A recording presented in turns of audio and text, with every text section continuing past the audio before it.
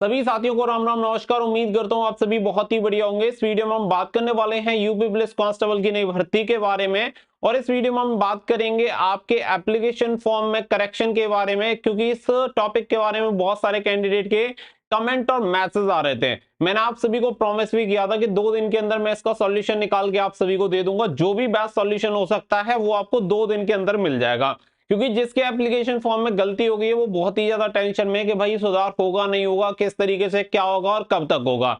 और ये परेशानी मैं समझ रहा था, क्योंकि बहुत ज्यादा दिक्कत होती है ऐसी सिचुएशन में। अगर थोड़ी भी प्रॉब्लम हो जाए, एक ऐसी अपॉर्चुनिटी जो हमें मिल रही है और वो हमसे निकल जाए, तो इसीलिए मैंने यहाँ पे कंप्लेंट वगैरह रेज करवाई थी और मेल वगैरह भी किए थे। तो यहाँ पे रिवर्ट बैक मिल चुका है, सारी चीजों का समाधान हो चुका है। तो अगर आपको इसके अलावा भी कोई अन्य प्रॉब्लम है तो आप कमेंट सेक्शन में लिख दिया करो। मैं आपके हर एक कमेंट का रिप्लाई करूं ना करूं, लेकिन आपके हर एक कमेंट को पढ़ता जरूर हूं, ताकि मुझे आपकी प्रॉब्लम के बारे में समझ में आ जाए। तो आप सभी को पूरा सॉल्यूशन मिल जाएगा। अगर आपके एप्लीकेशन फॉर्म में मिस्टेक हो गई है तो इस वीडियो को लास्ट तक जरूर देख लेना। क्या क्या सुधार हो सकते हैं, कब सुधार होंगे, कैसे सुधार होंगे, वो सारी चीजें आपको इस वीडियो में क्लियर हो जाएंगी। ये भी क्लियर हो जाएगा कि कौन कौन सी चीजें बदली जा सकती हैं। अगर आपकी इस चीज में प्रॉब्लम हुई है तो इसका सॉल्यूशन ये होगा। तो वीडियो पसंद आए, वीडियो को लाइक शेयर करके चैनल को सब्सक्राइब कर लें और बेल आइकन पर प्रेस कर लें, ताकि फ्यूचर में आने वाली हर एक अपडेट का नोटिफिकेशन आपको सबसे पहले मिलता रहे। आगे बढ़ते हैं तो देखिए, सबसे पहले यहाँ पे मैं आप सभी को क्लियर कर देता हूँ। ऑफिशियल इंफॉर्मेशन से स्टार्ट करेंगे। तो यहाँ पे आप सभी देख सकते हैं कि ये इंफॉर्मेशन, जब बहुत ज्यादा शायद कंप्लेंट मिली होंगी, तो हमने कल भी इसके लिए मेल डाला था, आज भी मेल डाला था, और वहां से जहां से ये जो ऑनलाइन एप्लीकेशन फॉर्म हो रहे हैं वहां से कंप्लेंट भी रेज की थी। तो अभी उत्तर प्रदेश पुलिस भर्ती बोर्ड की तरफ से यहाँ पे एक जानकारी दी गई है, जिसमें बोला गया है आरक्षी भर्ती 2023 के अभ्यर्थी आवेदन में हुई त्रुटियों को विज्ञप्ति के अनुसार आवेदन की अंतिम तिथि, तो अंतिम तिथि कितनी है, 16 जनवरी 2024 के बाद 2 दिन अर्थात 17 व 18 जनवरी 2024 को वेबसाइट पर ऑनलाइन संशोधित कर सकते हैं। संशोधन अभ्यर्थी स्वयं करें, ईमेल अथवा पत्रादि अन्य किसी माध्यम से संशोधन स्वीकार नहीं है। तो सबसे पहली चीज तो मैंने आप सभी को पहले ही क्लियर किया था कि आपके एप्लीकेशन फॉर्म में करेक्शन हो जाएगा, क्योंकि नोटिफिकेशन में क्लियर मेंशन किया गया है कि 16 तारीख आपकी अंतिम तिथि है, और शुल्क समायोजन और फॉर्म में जो संशोधन की तिथि है वो कितनी है, अंतिम तिथि 18। तो 17 और 18 को आपके फॉर्म में संशोधन हो सकता है। अब बात आती है कि क्या क्या संशोधन हो सकता है, किस तरीके से होगा, तो वो भी मैं आपको अभी क्लियर कर दूंगा। तो सबसे पहली बात है कि ये इंफॉर्मेशन क्या है कि भर्ती बोर्ड के ऑफिशियल ट्विटर हैंडल अकाउंट पे शेयर की गई है। तो ये बहुत अच्छी बात है कि इन्होंने ऑफिशियली इसे क्लियर कर दिया। अब कोई किसी भी तरीके का बच्चों को संदेह नहीं रहेगा, क्योंकि मैं बताता तो बहुत सारे लोगों को फिर भी कंफ्यूजन रहता है कहीं ना कहीं। तो अब आप ऑफिशियल भी देख सकते हैं। इसके अलावा अगर मैं बात करूं कि अब आप तैयारी में जुट जाइए, क्योंकि एप्लीकेशन फॉर्म में तो आपके में करेक्शन हो ही जाएगा, तो कोई दिक्कत वाली नहीं है। साथ ही में आप सभी को बात करें कि यहाँ पे सामान्य हिंदी की बुक आपको मिल जाएगी करंट पब्लिकेशन की। अगर आपको हिंदी में दिक्कत आ रही है, इसमें 5600 प्लस यानी 5600 ऑब्जेक्टिव क्वेश्चन मिल जाएंगे विद डिटेल सॉल्यूशन। जो भी पीवाईक्यू में अब तक पूछे गए हैं वो सभी क्वेश्चन आपको मिल जाएंगे। हिंदी यहां से कवर हो जाएगी। सामान्य ज्ञान के लिए आपको एनसीईआरटी के नवीनतम पैटर्न पे एक बुक मिल जाती है, जिसमें सभी सब्जेक्ट आपके कवर किए गए हैं। तो ये भी करंट पब्लिकेशन की वन लाइनर अप्रोच आपको मिल जाती है। बहुत ही बढ़िया बुक है, जिसमें कोई पीवाई क्वेश्चन पूछा गया है तो वो स्टार कर दिया गया है, जिससे कि आपको इंपोर्टेंट क्वेश्चन समझ में आ जाए। साथ ही में बहुत सारे बच्चे यूपी की सामान्य ज्ञान और करंट अफेयर्स के लिए बुक पूछ रहे थे, तो इसकी भी बुक आ चुकी है, जिसमें 400 प्लस एमसीक्यू क्वेश्चन मिल जाएंगे विद डिटेल के साथ। साथ ही में यहाँ पे जैसे इतिहास हो गया, भूगोल, अर्थव्यवस्था, लोक नृत्य, मेले और जनसंख्या, शिक्षा, समसामयिकी सहित पूरी इंफॉर्मेशन आपको यूपी से संबंधित मिल जाएगी, या यूपी की अन्य परीक्षाओं में जो भी क्वेश्चन पूछे गए हैं उससे रिलेटेड भी जो भी फैक्ट है वो सभी यहाँ पे ऐड किए गए हैं। इसके अलावा प्रैक्टिस करने के लिए यूपी पुलिस कांस्टेबल के लिए प्रैक्टिस वर्कबुक आप सभी को मिल जाती है, जिसमें करंट अफेयर्स और लेटेस्ट जो क्वेश्चन पूछे गए हैं वो सभी आपको मिल जाएंगे। 2023 का लेटेस्ट एडिशन है, तो करंट पब्लिकेशन की ये बुक मिल जाती है, जिसका लिंक दे दिया है आपको वीडियो के डिस्क्रिप्शन में।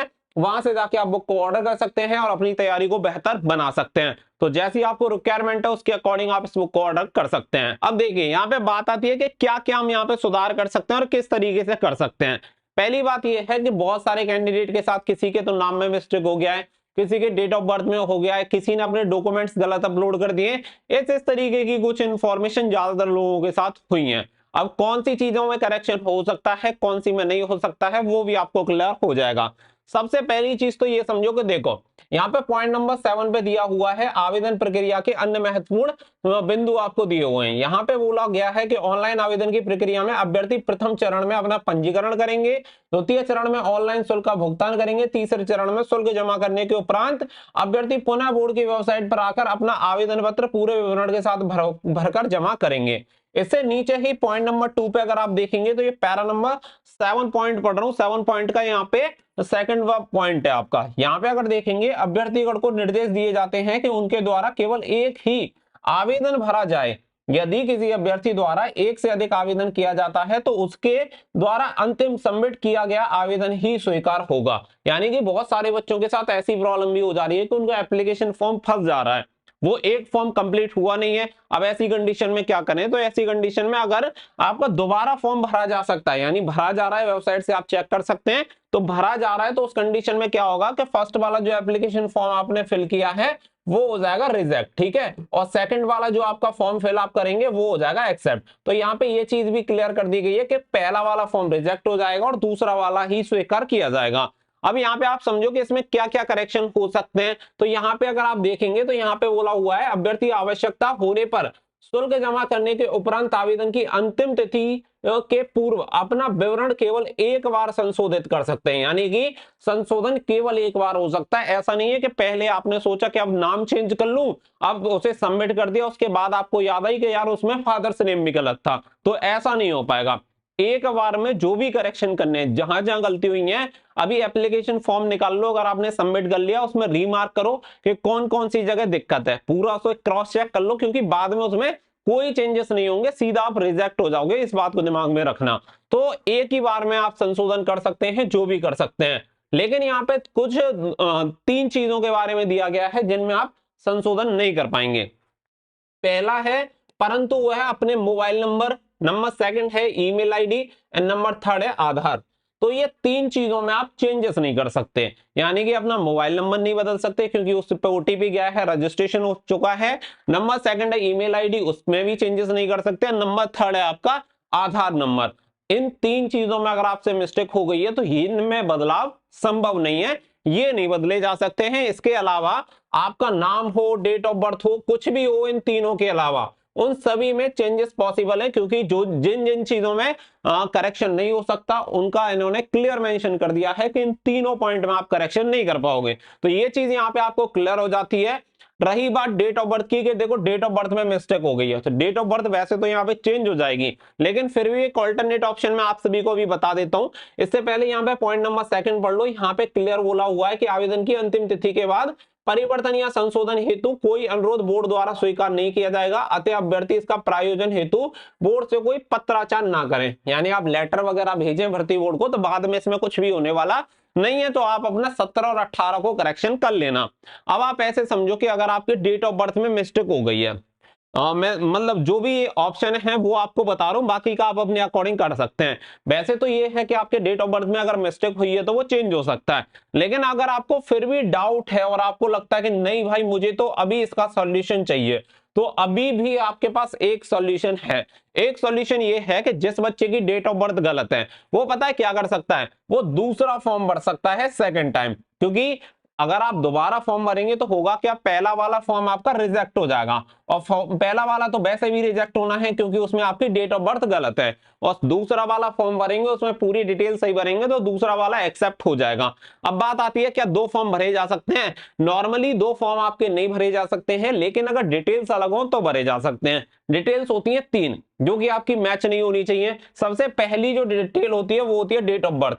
अब डेट ऑफ बर्थ जब आपने पहला फॉर्म भरा है तो उसमें तो आपकी डेट ऑफ बर्थ गलत भर गई है, लेकिन अभी जो आप फॉर्म भरेंगे उसमें अपनी राइट इंफॉर्मेशन डालेंगे तो डेट ऑफ बर्थ पहली वाली से डेट ऑफ बर्थ मैच नहीं होगी। तो सीधी सी बात है कि दूसरा जब फॉर्म भरेंगे तो डेट ऑफ बर्थ तो आपकी बदली जाएगी, बाकी का दूसरा कोई मोबाइल नंबर यूज करो और उसके अलावा ईमेल आईडी अपनी दूसरी यूज कर लो, ठीक है।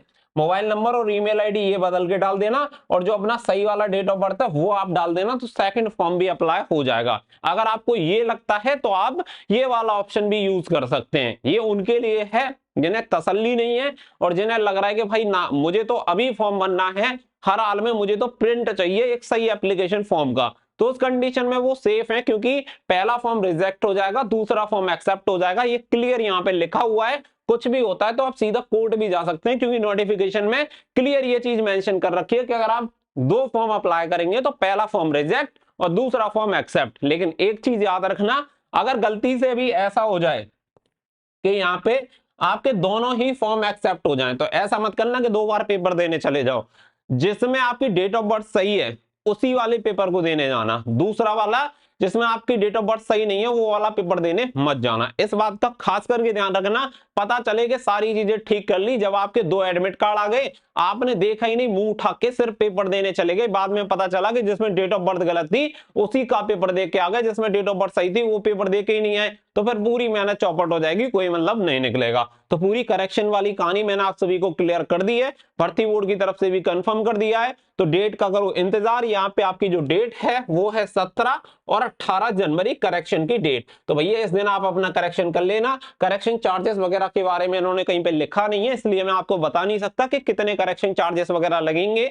जहां तक है उम्मीद है कि फ्री में ही करेक्शन होगा, क्योंकि अगर यहाँ पे संशोधन की कोई फीस होती तो संशोधन शुल्क के बारे में इनके द्वारा जरूर लिखा जाता, क्योंकि पैसों के बारे में लिखना मुझे नहीं लगता कि भूल सकते हैं, तो संशोधन शुल्क ये जरूर लिख देते, लेकिन इन्होंने कहीं लिखा नहीं है। तो इसका मतलब यही है कि शायद फ्री में ही कर पाएंगे आप जो भी इसमें संशोधन होते हैं। तो बहुत बढ़िया बात है। उम्मीद करता हूं सारी चीजें आपको संशोधन के बारे में क्लियर हो गई होंगी। ज्यादा अननेसेसरी टेंशन लेने की जरूरत नहीं है। टेंशन लेने की जरूरत है तो एग्जाम की लेने की जरूरत है, तैयारी करो। बाकी का कोई समस्या है उसके लिए कमेंट सेक्शन में लिख देना, उसका समाधान जल्दी ही आप सभी को मिल जाएगा। मिलेंगे नेक्स्ट वीडियो में। So thank you for watching. जय हिंद, जय भारत।